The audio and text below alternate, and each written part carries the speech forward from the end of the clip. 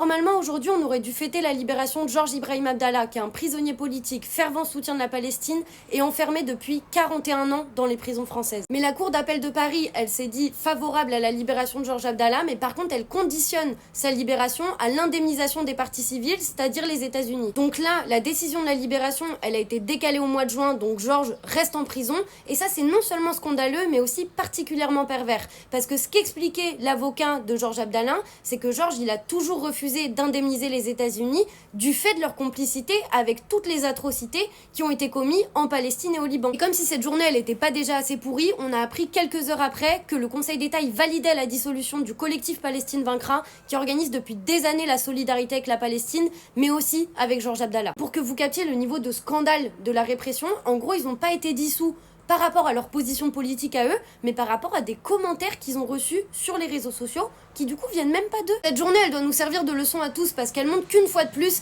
la solidarité avec la Palestine et la lutte anticoloniale sont des causes qui sont criminalisées et réprimées dans ce pays, et ça doit nous pousser à amplifier la mobilisation pour qu'on sorte Georges Ibrahim Abdallah des prisons françaises et pour une Palestine libre et débarrassée de la colonisation.